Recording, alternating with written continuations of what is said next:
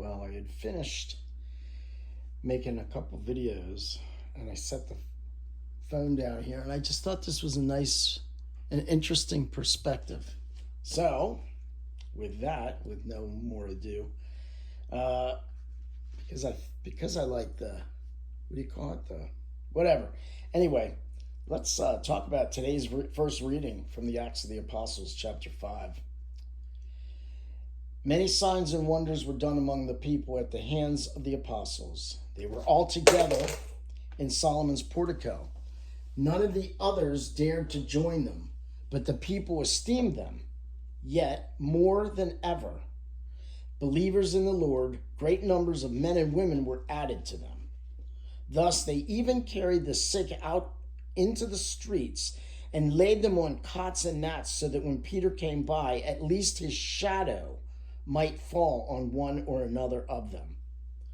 A large number of people from the towns in the vicinity of Jerusalem also gathered, bringing the sick and those disturbed by unclean spirits, and they were all cured. The word of the Lord. So they were bringing people. So right after, this is chapter 5. We've been listening to 3 and 4 all week and 2. Right after, they're bringing people on stretchers and bringing people with disturbed by unclean spirits out into the streets, just so Peter's shadow might pass over them. And don't we have those people who are sick and those people disturbed by unclean spirits today?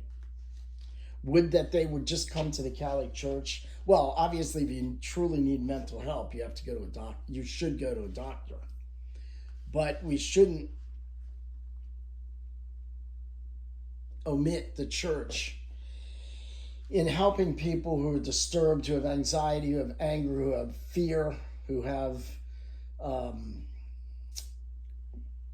so many issues today that we see of people having complete breakdowns. It's funny when I don't remember a time when religious people went completely off the deep end, no matter who was voted into power or into the government, into the presidency. I certainly haven't been over the last 10 or 15, 20 years. No matter what came, my religion, the fact that God made this, and at some point I'm going to meet him again, and he's either going to say, "Welcome home, good and faithful servant," or he's going to say, "Get away from me, I never even knew you." But I've got to hope, and I've got to keep trying to turn towards Christ to hope that he says, "Welcome, stranger." And so let's go back to, let's try to go back to the church. Let's try to go back to Jesus. And, oh, you're actually in. Oh, there's a very good. Perfect. So let's, might as well wave hi. You just walked right through. Say hi. Hi, everybody. So let's try to go back. Let's try to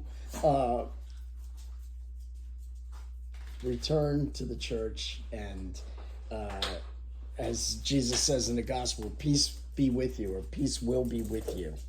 So I think you'll have a lot less anxiety and a lot less fear and a lot less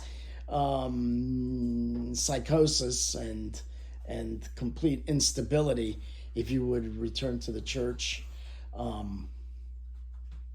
Read your Gospels, pray, and recognize that Jesus started one church, and that's the place where we should all be, where our peace will be.